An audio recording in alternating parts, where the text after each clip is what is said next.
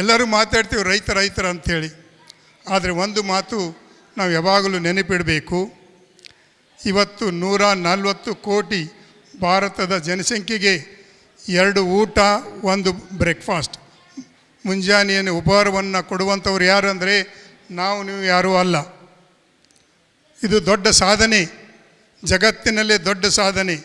140 ಕೋಟಿ ಹೆಚ್ಚು ಜನಸಂಖ್ಯೆ ಇರುವ ಭಾರತ ದೇಶದ ಪ್ರತಿಯೊಬ್ಬರಿಗೂ ಹೊಟ್ಟೆ ತುಂಬಿಸುವಂಥ ರೈತರನ್ನು ನಾವು ಮುಂಜಾನೆ ಎದ್ದಾಗ ದೇವರನ್ನು ಹೇಗೆ ನೆನೆದುಕೊಳ್ಳುತ್ತೇವೆ, ಅದೇ ರೀತಿಯಾಗಿ ರಾತ್ರಿ ಮಲಗುವ ಮುಂಚೆ ಯಾವ ರೀತಿಯಾಗಿ ನಾವು ನೆನೆಸಿಕೊಳ್ಳುತ್ತೇವೆ. ನಾವೆಲ್ಲರೂ ಮಾಡಬೇಕಾದಂಥ ಪ್ರತಿಜ್ಞೆ ಮಾಡಬೇಕು. ತಾವೆಲ್ಲರೂ ಪ್ರತಿಜ್ಞೆ ಮಾಡಲೇಬೇಕು. ಪ್ರತಿಜ್ಞೆ ಅಂದರೆ ಏನು?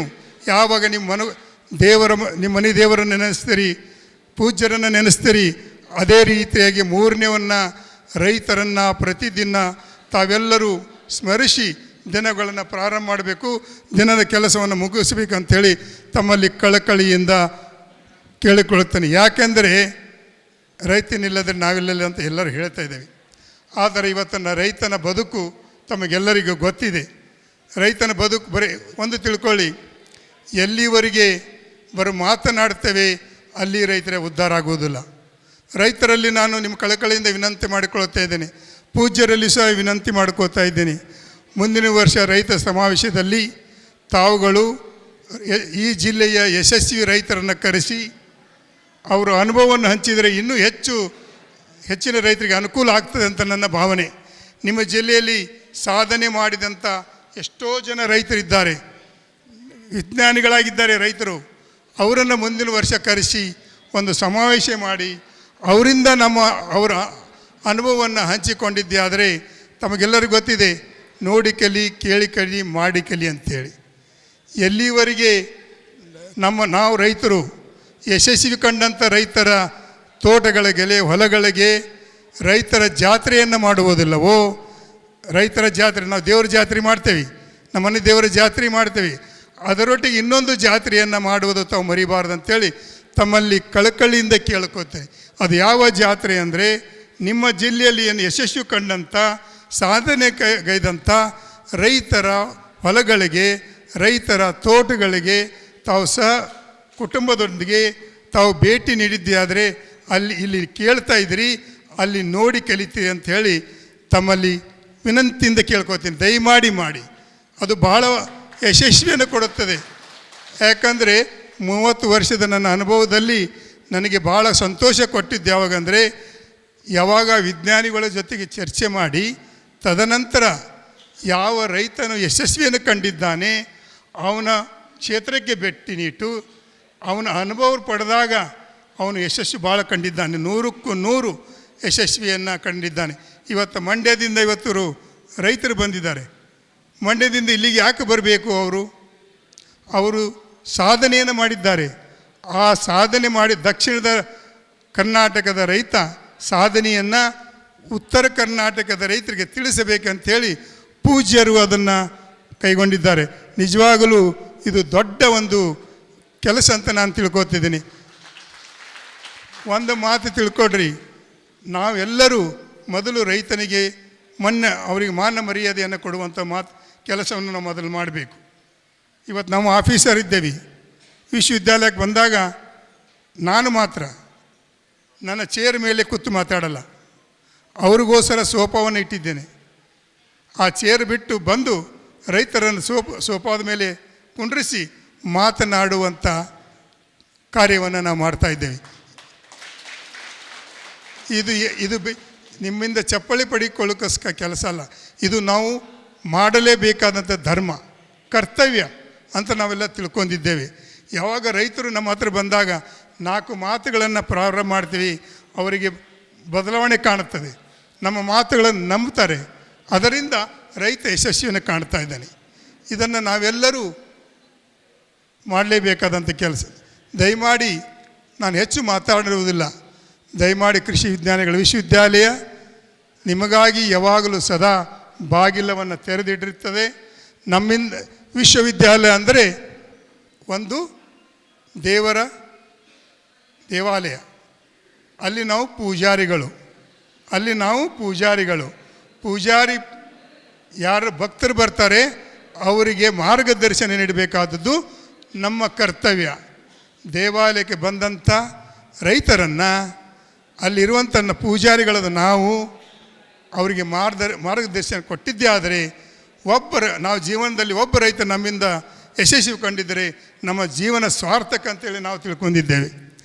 ಈ ಭಾಗದಲ್ಲಿ ಇನ್ನೊಂದು 2-3 ಮಾತುಗಳನ್ನು ಹೇಳಕ್ಕೆ ಬಯಸ್ತೇನೆ.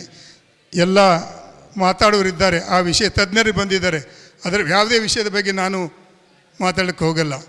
ಎಲ್ಲಿವರೆಗೆ ರೈತರಿಗೆ ಸಾಕಷ್ಟು ಮಾತಾಡಿದ್ರು ಅವ್ರ ಮನಸ್ಸು ಬದಲಾವಣೆ ಆದರೆ ಮಾತ್ರ ಒಕ್ಕಲತನದಲ್ಲಿ ಯಶಸ್ವಿ ಕಾಣಲಿಕ್ಕೆ ಸಾಧ್ಯ ಇದೆ. ಮಾತುಗಳು ಕೇಳ್ತಾರೆ, ತರಬೇತಿಗೆ ಬರ್ತಾರೆ, ವಿಷಯನ ಕೇಳ್ತಾರೆ, ಯೂಟ್ಯೂಬ್ದಲ್ಲಿ ಮಾಡ್ತಾರೆ. ಎಲ್ಲಿವರೆಗೆ ಅದನ್ನು ಒಯ್ದು ನೋಡಿದ್ದೆಲ್ಲ ಮಾಡಬಾರ್ದು. ತನಗೆ ಎಷ್ಟು ಬೇಕು, ತನ್ನ ಇತಿಮಿತಿಗೆ ಎಷ್ಟು ಬೇಕು ಅಷ್ಟನ್ನು ತಾವುಗಳು ತಮ್ಮ ಕ್ಷೇತ್ರದಲ್ಲಿ ಅದನ್ನು ಮಾಡಿದ್ದೇ ಆದರೆ ಯಶಸ್ವಿ ಕಾಣಲಿಕ್ಕೆ ಸಾಧ್ಯ. ಈಗ ನಾನು ನೋಡ್ತೀನಿ ಭಾಳ ರೈತರು 108 ವಿಚಾರಗಳು ಮಾಡ್ತಾರೆ. ದಯಮಾಡಿ 108 ವಿಚಾರ ಮಾಡಬೇಡಿ. ಸಣ್ಣ ವಿಚಾರಗಳು, ಸಣ್ಣ ಬೆಳೆಗಳನ್ನು ತಾವುಗಳು ತಮ್ಮ ಕ್ಷೇತ್ರದಲ್ಲಿ ಬೆಳೀಲಿಕ್ಕೆ ಪ್ರಾರಂಭ ಮಾಡಿ. ಹಿಂದಕ್ಕೆ ಒಂದು ಮಾತು ಹೇಳ್ತಿದ್ರು, ಮನೆಯಾಗ ಗಂಡಸು ಮಕ್ಕಳು ಭಾಳ ಇರಬೇಕಂತೇಳಿ. ಮನೆಯಾಗ ಗಂಡಸು ಮಕ್ಕಳು ಪ್ರತಿಯೊಂದು ಮಾತುಗಳನ್ನು ನಮ್ಮ ಜೀವನಕ್ಕೆ ಅಳವಡಿಸ್ಕೋಬೇಕು. ನಾವು ನಮ್ಮ ವಿಷಯದಲ್ಲಿ ಗಂಡಸು ಮಕ್ಕಳು ಭಾಳ ಇರಬೇಕು. ಎದಕ್ಕೆ? ಒಬ್ಬ ಮನೆ ನೋಡ್ಕೊಳಕ್ಕೆ, ಇನ್ನೊಬ್ಬ ದೇಖರೇಖೆ ಮಾಡ್ಕೊಳಕ್ಕೆ, ಇನ್ನೊಬ್ಬ ಒಕ್ಕಲತನ ಮಾಡ್ಲಿಕ್ಕೆ. ಇದು ಯಾಕೆ ಹೇಳ್ಕೊತಿದ್ದಾರಂದರೆ, ಯಾರಿಗೆ ಏನಾದರೂ ಒಬ್ಬರಿಗೆ ಹೆಚ್ಚು ಕಮ್ಮಿ ಆದರೆ ಆ ಮನೆತನ ಕೆಲಸ ನಿಲ್ಲಬಾರ್ದು ಅಂಥೇಳಿ ಹಂಗೆ ಆಸೆ ಪಡ್ತಿದ್ರು. ಅದೇ ಒಂದು ಮಾತನ್ನು ತಾವುಗಳು ತಮ್ಮ ಒಕ್ಕಲತನದಲ್ಲಿ ಒಂದೇ ಬೆಳೆ ಬೇಡ, ನಮಗೆ ಒಂದೇ ಬೆಳೆ ಬೇಡ, ನಾವು 4-5 ಬೆಳೆಗಳನ್ನು ನಮ್ಮ ಕ್ಷೇತ್ರದಲ್ಲಿ ಭಾಗ ಮಾಡಿ ನಾವು ಒಕ್ಕಲತನ ಮಾಡ್ತೀರಿ ಅಂದರೆ ನಿಮಗೆ ಯಶಸ್ಸು 100ಕ್ಕೆ 100 ಕಟ್ಟಿಟ್ಟ ಬುತ್ತಿ. ಇವತ್ತು 100 ಎಕರೆ ಇರ್ತದೆ, ತೊಗರಿ ಹಾಕಿಬಿಡ್ತೀರಿ. ಇವತ್ತು ಮಳೆ ಬಂದದ ಜೂನ್ 7ಕ್ಕೆ ಅಂತ ತಿಳ್ಕೊಡ್ರಿ, ಬೀಜ ಹಾಕಿಬಿಡ್ತೀರಿ. ಮುಂದೆ 1.5 ತಿಂಗಳಿಲ್ಲ ಮಳೆ ಬರದೇ ಇದ್ದರೆ 1 ವರ್ಷ ನೀವು ಕೈ ಕಟ್ಟಿಕೊಳ್ಬೇಕಾಗ್ತದೆ. ನಿಮಗೆ 100 ಎಕರೆದ ಮಾಲಕ, 100 ಎಕರೆದ ಗೌಡ. ಆದರೆ ಮಳೆ ಬರದೇ ಇದ್ದರೆ, ಬಿತ್ತನೆ ಮಾಡಿದರೆ ಗಿಡ ಬೆಳೆದಿದ್ದಾವೆ, ಮಳೆ ಬರದೇ ಇದ್ದರೆ ಏನಾಗುತ್ತೆ? 100 ಎಕರೆದಿಂದ 1 ರೂಪಾಯಿ ಕಾಸು ನಿಮಗೆ ಕೇಸಕ್ಕೆ ಬರೋದಿಲ್ಲ. ನೀವು ಮತ್ತೇನು ಸಾಲಗಾರರಾಗ್ತೀರಿ. ಅದನ್ನೇ ನೀವು ಡಿವೈಡ್ ಮಾಡಿದರೆ ಅಂತ ತಿಳ್ಕೊಳ್ಳಿ. ಈಗ ನಾವೆಲ್ಲರೂ ಇದ್ದೇವೆ, ನಮ್ಮದೆಲ್ಲರ ದೇಹ ಪ್ರಕೃತಿ ಒಂದೇ ಥರ ಇಲ್ಲ, ಬೇರೆ ಬೇರೆ ಇದೆ. ಅದೇ ರೀತಿಯಾಗಿ ಎಲ್ಲ ಬೆಳೆಗಳ ಪ್ರಕೃತಿ ಬೇಕಾದಂಥ ಒಂದು ಏನು ಮಳೆ ಒಂದು ಪ್ರಮಾಣ ಆಗಲಿ ಯಾವುದೇ ಒಂದೇ ರೀತಿ ಇಲ್ಲ. ಕೀಟಗಳ ಬಾಧೆ ಒಂದೇ ಥರ ಇಲ್ಲ, ರೋಗಗಳ ಈಗ ನಾನು ಕೆಂಪು ಹತ್ತಂದ್ರೆ ನಿಮ್ಗೆ ಕೆಂಪು ಬರಬೇಕಂತಿಲ್ಲ. ಅದೇ ರೀತಿಯಾಗಿ ವಿವಿಧ ಬೆಳೆಗಳಿಗೆ ಒಂದು ರೋಗ ಬಂದರೆ ಇನ್ನೊಂದು ಬೆಳೆಗೆ ರೋಗ ಬರಲ್ಲ, ಕೀಟ ಬರಲ್ಲ. ಅವಾಗ ಏನಾಗ್ತದೆ ರೈತರಂದರೆ, ಒಂದು ಬೆಳೆ ಏನಾದರೂ ಕೈ ಕೊಟ್ಟು ಹೋದಿದೆ ಆದರೆ ಇನ್ನೊಂದು ಬೆಳೆಯಿಂದ ತಾವುಗಳಿಗೆ ಆ ವರ್ಷ ಲಾಭ ಬರದೇ ಇರ್ಬೋದು, ಆದರೆ ಸಾಲಗಾರ ಆಗಲಿಕ್ಕೆ ಸಾಧ್ಯ ಇಲ್ಲ ಅಂಥೇಳಿ ತಮ್ಮಲ್ಲಿ ಈ ಥರ ಸಣ್ಣ ವಿಷಯಗಳನ್ನು ನೀವು ಕ್ಷೇತ್ರದಲ್ಲಿ ಮಾಡಿ ಮುಂದಿನ ವರ್ಷ ಅನುಭವನ ಹಂಚಿಕೊಡ್ರಿ. 100ಕ್ಕೆ 100 ತಾವು ಯಶಸ್ಸನ್ನು ಕಾಣ್ತೀರಿ ಅಂಥೇಳಿ ನಾನು ಬಯಸ್ತೇನೆ. ಇನ್ನೊಂದು ಯಾರೇ ಹೇಳಿದ್ರು ನೀರು ಇಲ್ಲ ನಮಗೆ ಈ ಭತ್ತ ಆದಮೇಲೆ ಅಂಥೇಳಿ. ಸರ್, ನಾವು ಒಂದು ಸಿಂಧನೂರು ಏರಿಯಾದಾಗ ಏನಿಲ್ಲ ಅಂದರೂ 200 ಎಕರೆಯಲ್ಲಿ ಎಷ್ಟು 200 ಎಕರೆಯಲ್ಲಿ ಎಳ್ಳನ್ನು ಬಿತ್ತನೆ ಮಾಡಿದ್ದೇವೆ. ಎಲ್ಲಿ? ಗದ್ದೆ ಮುಗಿದ ಮ್ಯಾಗ. ಗದ್ದೆ ಮೊದಲೇ ಬೆಳೆ ತೆಗಿತಾರಲ್ಲ, ಅದರಲ್ಲಿ ಬರೀ ಎಳ್ಳನ್ನು ಚೆಲ್ಲಿದ್ದೇವೆ 200 ಎಕರೆದಲ್ಲಿ. ಇನ್ನೊಂದು ತಿಂಗಳಾದ ಮೇಲೆ ಒಂದು ರೈತರ ಸಮಾವೇಶನಲ್ಲಿ ಮಾಡ್ತೇವೆ. 200 ಎಕರೆದಲ್ಲಿ ಎಳ್ಳು ಬೆಳೆದಿದ್ದೇವೆ. ಎಲ್ಲ ಅದಕ್ಕೆ ಖರ್ಚಿಲ್ಲ, ಏನೂ ಇಲ್ಲ. 1 ಎಕರೆಗೆ 15,000 ಮಿನಿಮಮ್ ಬರ್ತದೆ. ನೀರಿಲ್ಲ ಅಂತೇಳಿ ಬಿಡಬೇಡಿ. ಅದೇ ನಿಮ್ಮದೊಂದು 50 ಎಕರೆ ಇತ್ತಂತ ತಿಳ್ಕೊಳ್ರಿ, ಎಳ್ಳನ್ನು ಚೆಲ್ಲಿದ್ದೆ ಆದರೆ ನಿಮಗೆ ಎಷ್ಟು ದುಡ್ಡು ಬರ್ತದೆ? ಏನೂ ಬರದೆ ಸಮಯದಲ್ಲಿ ತಮಗೆ 1.5 ಲಕ್ಷ 2 ಲಕ್ಷ ಬಂದಾಗ ಅದು ಮುಂದಿನ ವರ್ಷದ ನಿಮ್ಮ ಒಕ್ಕಲುತನಕ್ಕೆ ಅದನ್ನು ಉಪಯೋಗ ಮಾಡ್ಕೋಬೋದು ಅಂಥೇಳಿ ನಾನು ಇಂಥ ಹೊಸ ಬೆಳೆಗಳು ಬಂದವೆ. ತಮಗೆಲ್ಲರೂ ಸಾಸಿವೆ ನೋಡ್ತಾ ಇದ್ದೀರಿ, ಈಗ ಏನು ಬಂಗಾರ ಕಂಡಂಗೆ ಕಾಣ್ತದೆ. ಎಲ್ಲಿಂದ 7 ಮೈಲಿಂದ ಸಿಂಧನೂರುವರೆಗೆ ಹೋಗುವಾಗ ಇದು ಕೃಷಿ ವಿಜ್ಞಾನ ಕೇಂದ್ರ ರಾಯಚೂರಿನಲ್ಲಿರುವಂಥ, ನಾನು 15 ವರ್ಷಗಳಿಂದನೇ ಇದು ಪ್ರಯೋಗಗಳನ್ನು ರೈತರು ಬ್ಯಾಡ್ ಅಂದರೂ ಹಾಕಲಿಕ್ಕೆ ಪ್ರಾರಂಭ ಮಾಡಿದ್ವಿ. ಈಗ ಅದೇ ಅವಾಗ ಬ್ಯಾಡ್ ಅಂದವರು ಇವತ್ತು ರೈತರು ಖುಷಿಯಿಂದ ಅವುಗಳನ್ನು ನಾವು ಹೇಳದಿದ್ದರೂ ಹಾಕ್ತಾ ಇದ್ದಾರೆ. ಯಾಕೆ ಹಾಕ್ತಾ ಇದ್ದಾರೆ? ಏನೇ ಬಿಟ್ಟು ಹಾಗೆ ಬಿಡೋದು ಬದಲಿ ನಾವು ಈ ಒಂದು ಸಾಸಿವೆ ಹಾಕಿದ್ದಾದರೆ ಸ್ವಲ್ಪ ದುಡ್ಡು ಬರ್ತದೆ, ಭೂಮಿ ಆರೋಗ್ಯ ಕಾಪಾಡ್ತದೆ, ನೀರಿಲ್ಲಂದ್ರೂ ಬರ್ತದೆ ಅನ್ನೋ ಭಾವನೆ ಬರ್ತಾ ಇದೆ. ಎಷ್ಟು ಒಂದು ಫಿಲ್ಮ್ ಶೂಟಿಂಗ್ ಮಾಡ್ದಂಗೆ ಆಗುತ್ತೆ, ಬಂಗಾರದ ಹೊಲ ಕಂಡಂಗೆ ಆಗುತ್ತೆ, ಭಾಳ ಖುಷಿ ಆಗ್ತದೆ. ಇಂಥ ಸಣ್ಣ ಸಣ್ಣ ವಿಷಯಗಳು ತಾವುಗಳು ಪರಿವರ್ತನೆ ಮಾಡಬೇಕು. ಕೊನೆಯದಾಗಿ ಒಂದು ಮಾತು ಹೇಳ್ತಾ ಇದ್ದೀನಿ. ಎಲ್ಲಿವರೆಗೆ ತಾವುಗಳು ತಮ್ಮ ಹೊಲದಲ್ಲಿ ಶಾಶ್ವತವಾದ ಗ್ಯಾರಂಟಿ ಆದಾಯದ ಬೆಳೆಗಳನ್ನು ಬೆಳೆಯುವುದಿಲ್ಲ, ಗ್ಯಾರಂಟಿ ಅಂತ ವರ್ಡ್ ಯೂಸ್ ಮಾಡ್ತಾ ಇದ್ದೀನಿ. ಎಲ್ಲಿವರೆಗೆ ನಿಮ್ಮ ಹೊಲದಲ್ಲಿ ಗ್ಯಾರಂಟಿ ಇರುವಂಥ ಕೆಲವೊಂದು ಬೆಳೆಗಳನ್ನು ಬೆಳೆಯೋದಿಲ್ಲ, ಅಲ್ಲಿವರೆಗೆ ರೈತನ ಬಾಳು ಹಸನಾಗೋದಿಲ್ಲ. ಗ್ಯಾರಂಟಿ ಅಂದರೆ ಏನು? ಎಲ್ಲರೂ ಹೇಳ್ತಾರೆ ತೋಟ ಮಾಡಬೇಕಂದ್ರೆ ನೀರು ಬೇಕಂತ ಹೇಳ್ತಾರೆ. ನಾನು ಹೇಳ್ತೀನಿ, ಕೆಲವೊಂದು ಬೆಳೆಗಳು ನಿಮ್ಮ ಹೊಲದಾಗ ನೀರೇ ಬೇಡ, ಮಳೆಯ ಆಶ್ರಯದಲ್ಲೇ ತೋಟಗಳು ಮಾಡುವಂಥ ಬೆಳೆಗಳಿದ್ದಾವೆ. ಈಗ ನಾನು ಒಂದೇ ಉದಾಹರಣೆ ಕೊಡ್ತೀನಿ, ಸುಳ್ಳಿದ್ರೆ ಇದು ಹೇಳಿ ನನ್ನ ಮಾತುಗಳು ಮುಗಿಸ್ತೀನಿ. ತಮಗೂ ಮಾತು ಹೇಳ್ತಾ ಇದ್ದೀನಿ. ಮಾವಿನ ಗಿಡ ನೋಡಿರಿ ಅಲ್ರಿ, ತಾವೆಲ್ಲರೂ ಮಾವಿನ ಗಿಡ ನೋಡಿರಿ. ನಿಮ್ಮ ಹೊಲದಾಗ ನಿಮ್ಮ ಊರಾಗ ಒಂದೇ ಗಿಡ ಇರ್ತದೆ, ಯಾರು ಹೊಲದಾಗ ಇರ್ತದೆ ಗೊತ್ತಿಲ್ಲ, ಯಾರು ಹೊಲದಾಗ ಇರ್ತದೆ ಗೊತ್ತಿಲ್ಲ, ಒಪ್ತಿರಿಲ್ರಿ. ಒಂದು ಗಿಡ ಇರ್ತದೆ, ಆ ಹೊಲದ ಮಾಲಕಿಗೆ ಗೊತ್ತಿಲ್ಲ ಆ ಗಿಡ ಹಚ್ಚಿದವರು ಯಾರು ಅಂಥೇಳಿ. ಹೊಲದ ಮಾಲಕಿಗೆ ಗೊತ್ತಿಲ್ಲ ಆ ಒಂದು ಮಾವಿನ ಗಿಡ ಯಾರು ಹಚ್ಚಾರಂಥೇಳಿ. ಅದು ಬಿಡಿ, ಒಂದು ದಿನ ಗೊಬ್ಬರ ಹಾಕೋದಿಲ್ಲ, ಒಂದು ದಿನ ನೀರು ಹಾಕೋದಿಲ್ಲ. ಹಾಕ್ತಾರೇನ್ರಿ? ತನಗೇ ಕುಡ್ಲಿಕ್ಕೆ ನೀರು ಇರೋದು ಹೊಲದಾಗ ನೀರೇ ಹಾಕೋದಿಲ್ಲ. ಆದರೆ ನವಂಬರ್ ಡಿಸೆಂಬರ್ದಾಗ ಏನಿರ್ತದೆ ಹೇಳ್ರಿ? ನವಂಬರ್ ಡಿಸೆಂಬರ್ಗೆ ಹೋದ್ರೆ ನೀವು ಗಿಡದಲ್ಲಿ ಪೂರ್ತಿ ಗಿಡ ಫುಲ್ ಹೂವಿಂದ ಕೂಡಿರ್ತದೆ, ಫುಲ್ ಹೂವು. ಯಾರು ಹಚ್ಚಾರ ಗೊತ್ತಿಲ್ಲ, ನೀರು ಗೊಬ್ಬರ ಕೊಟ್ಟವ್ರಿಲ್ಲ, ಆದರೆ ಹೂ ಕಾಣ್ತಾವಿಲ್ರಿ. ಒಂದು ಗಿಡಕ್ಕೆ ನಾನು ಸುಮ್ಮನೆ ನಿಮ್ಮಿಂದ ಕೇಳ್ತಾ ಇದ್ದೀನಿ, ಒಂದು ಗಿಡಕ್ಕೆ ಏನಿಲ್ಲ ಅಂದರೂ ಎಷ್ಟು ದುಡ್ಡು ಬರ್ಬೋದು? ಭಾಳ ಹೇಳಬೇಡ್ರಿ, ಸ್ವಲ್ಪ ಹೇಳ್ರಿ. ನಿಮ್ಮ ಪ್ರಶ್ನೆ ಕೇಳಿದ್ದೀನಿ, ಉತ್ತರ ಹೇಳಬೇಕು. ಒಂದು ಗಿಡ 10 ವರ್ಷದ ಗಿಡ ಅಂತ ತಿಳ್ಕೊಡ್ರಿ, ಎಷ್ಟು ದುಡ್ಡು ಬರ್ಬೋದು ಒಂದು ಮಾವಿನ ಗಿಡದಿಂದ? ಹೇಳ್ರಿ ರೈತ ಬಾಂಧವರೇ, ರೈತರ ಮಿತ್ರ. ನೋಡ್ರಿ, ನಾ ಹೇಳಿಲ್ರಿ 20,000 ರೂಪಾಯಿ ಆಗ್ತದೆ ರೀ. ನಾನು ಹೇಳಿದ್ದಲ್ರಿ, ರೈತರು ಹೇಳ್ಯಾರ. ನಾ 10,000 ಹಿಡಿತೀನಿ ರೀ. ಏನು ಸರ್ ನಾನು ಬೇಡ 5,000 ಹಿಡಿತೀನಿ. ನಾನು ಬರೀ 5,000 ಹಿಡಿತೀನಿ.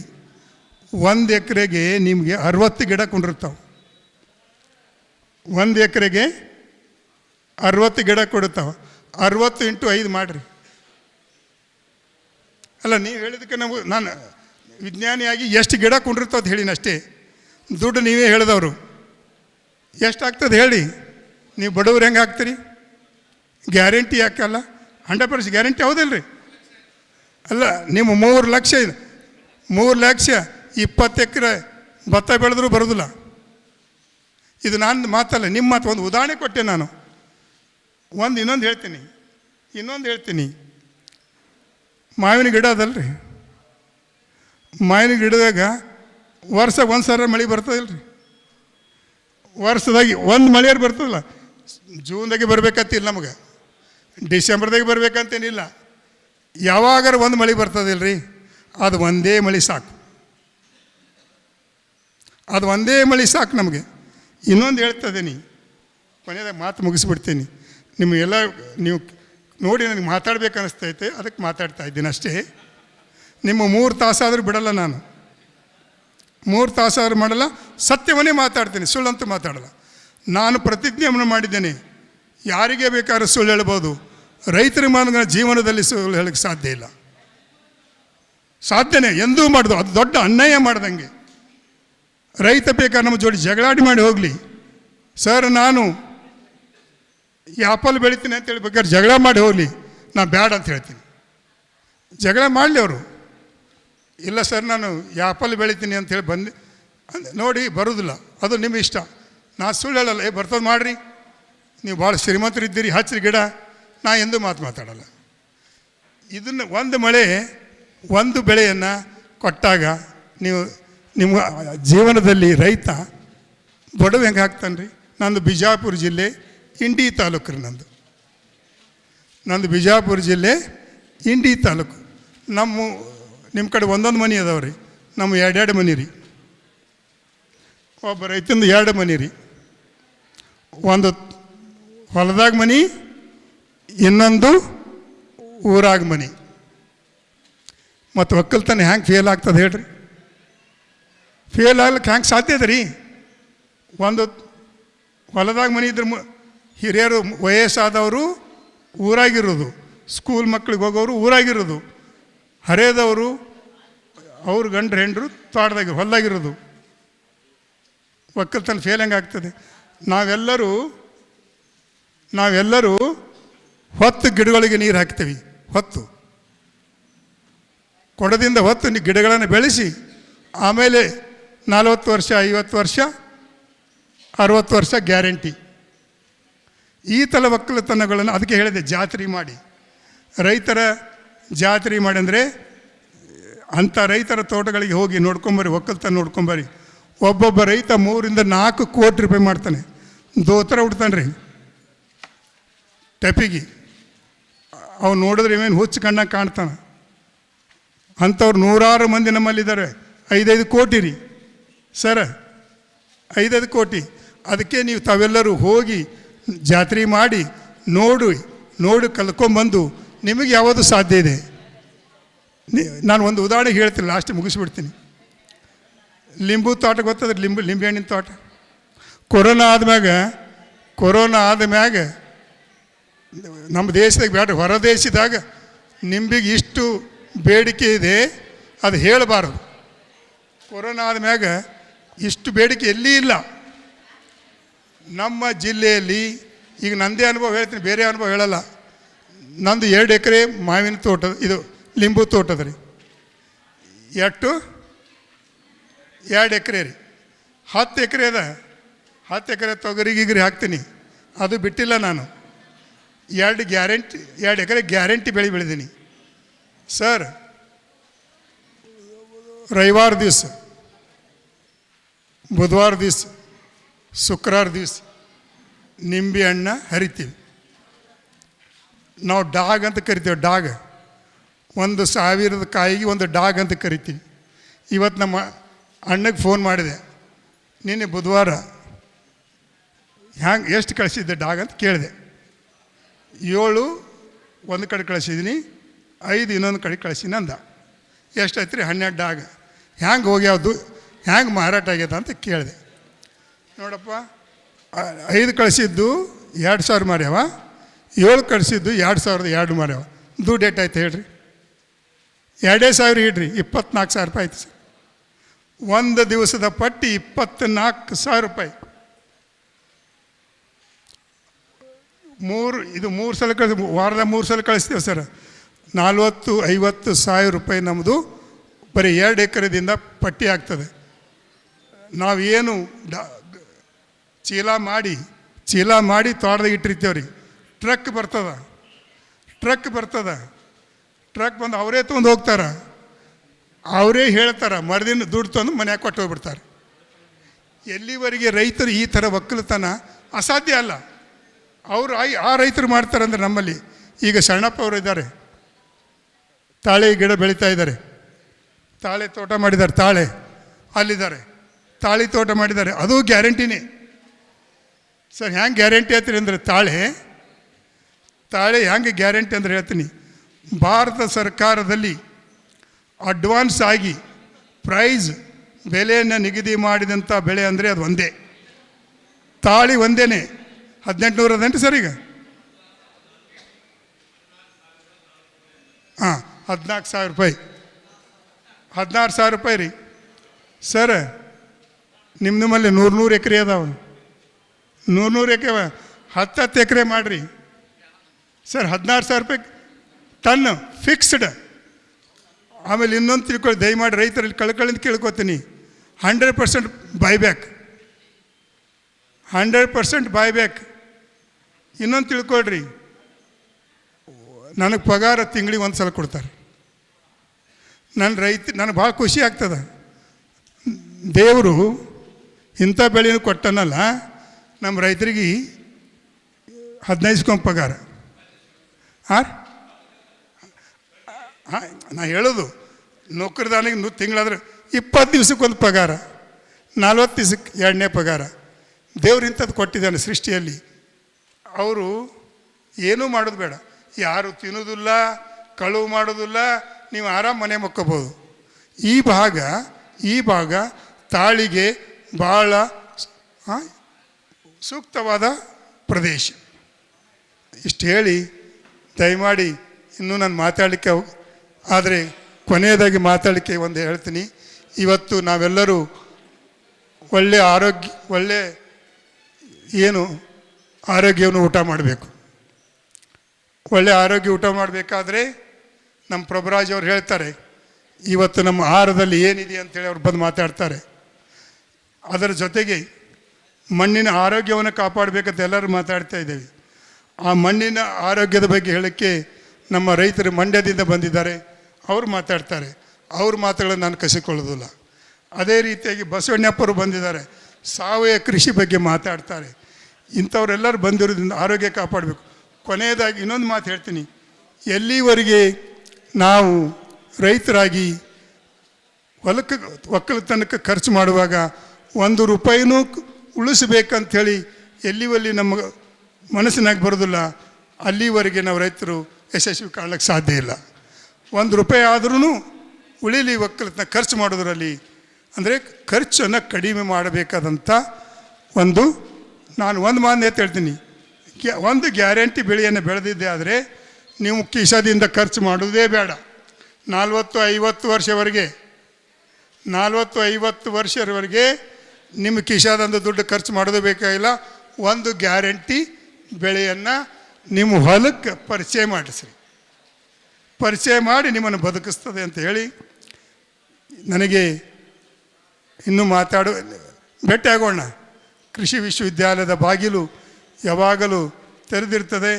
ತಾವೆಲ್ಲರೂ, ನನ್ನ ಹೆಸರು ಡಾಕ್ಟರ್ AR ಕುರ್ಬರ್ ಅಂತೇಳಿ ನಿಮ್ಗೆ ಆರಾಮಾಗಿ ಹೆಸರು ನೆನಪುಳಿತದೆ.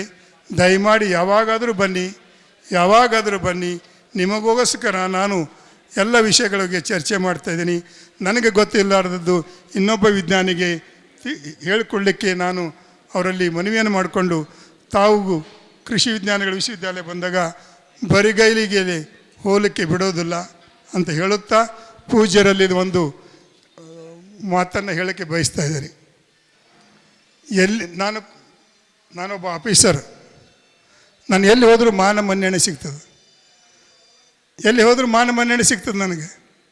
ರೈತರಿಗೆ ಎಲ್ಲಿ ಸಿಗ್ತಾ ಇದ್ದೀರಿ? ರೈತರಿಗೆ ಮಾನ ಮನ್ನಣೆ ಅವ್ರ ಸಾಧನೆಗೆ ನಾವು ಏನು ಮಾನ ಮನ್ನಣೆ ಕೊಡ್ತಾ ಇಲ್ಲ. ಇದನ್ನು ನಾನು ಮನಗಂಡು 30 ವರ್ಷಗಳ ಒಂದು ಆಶಯದಂತೆ ನಮ್ಮ ಕಲ್ಯಾಣ ಕರ್ನಾಟಕದ 7 ಕೃಷಿ ವಿಜ್ಞಾನ ಕೇಂದ್ರಗಳಲ್ಲಿ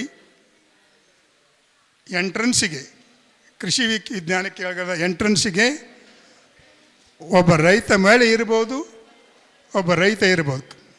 ಅವರ ಯಶಸ್ವಿ ಗಾಥೆಯನ್ನು ಪೋಸ್ಟರ್ ಮಾಡಿ ಇಡ್ತೀವ್ರಿ ಸರ್, ಇಟ್ಟಿದ್ದೇವ್ರಿ. ನೀವು ಯಾವಾಗ ಬೇಕಾದ್ರೆ ನೋಡ್ಬೋದು. ಅವರಿಗೆ ಎಂಟ್ರೆನ್ಸ್ ಕೃಷಿ ವಿಜ್ಞಾನ ಕೇಂದ್ರದಲ್ಲಿ ನೀವು ಯಾರೇ ಒಳಗೆ ಬರಬೇಕಾದ್ರೆ ಅವರ ಮಾಹಿತಿನೇ ನಿಮ್ಮನ್ನು ಸ್ವಾಗತ ಬಯಸ್ತದೆ. ಅದು ನೋಡೇ ಒಳಗೆ ಬರಬೇಕು ನೀವು. ಇಲ್ಲೊಬ್ಬರು ಬಂದಿದ್ದಾರೆ ಮೇಡಮ್ ಅವರು, ಅವರ ಸಾಧನೆ ಸಹ ನಾವು ನಮ್ಮ ಕೃಷಿ ವಿಜ್ಞಾನ ಕೇಂದ್ರದಲ್ಲಿ ಇಟ್ಟಿದ್ದೇವೆ. ಅಂದರೆ 1 ತಿಂಗಳಿಗೆ 1, ಹಾಗೆ 12 ತಿಂಗಳು × 7 ಕಲ್ಯಾಣ ಕರ್ನಾಟಕದ 72 ಜನ ರೈತರನ್ನು ಆ ಒಂದು ಸ್ಥಾನದಲ್ಲಿ ಇರ್ತಾರೆ. ಕೊನೆಯದಾಗಿ ಒಂದು ಬುಕ್ಲೆಟ್ ಮಾಡ್ತೀವಿ, ಅವ್ರದ್ದೇ ಬುಕ್ಲೆಟ್. ಅದರ ಟೈಟಲ್ಲು ನಮ್ಮ ಹೆಮ್ಮೆಯ ರೈತ. ಅದರ ಟೈಟಲ್ಲು ನಮ್ಮ ಹೆಮ್ಮೆಯ ರೈತ. ಆಮೇಲೆ ಹೋದ ವರ್ಷ ನಮ್ಮ ಹೆಮ್ಮೆಯ ರೈತ ಮಹಿಳೆ, ಈ ವರ್ಷ ಹೆಮ್ಮೆಯ ಯುವ ರೈತರು, ನಮ್ಮ ಹೆಮ್ಮೆಯ ಯುವ ರೈತರು ಎಲ್ಲಿವರೆಗೆ ಯುವಕರು ಒಕ್ಕಲ್ತನಕ್ಕೆ ಬರಲ್ಲ ಅದನ್ನು ನಾವು ಕಾಣಲಿಕ್ಕೆ ಸಾಧ್ಯ ಇಲ್ಲ. ಅದೇ ರೀತಿಯಾಗಿ ಸರ್, ಕೊನೆಯದಾಗಿ ನನಗೆ ಚಿನ್ನದ ಪದಕ ಕೊಡ್ತಾರೆ.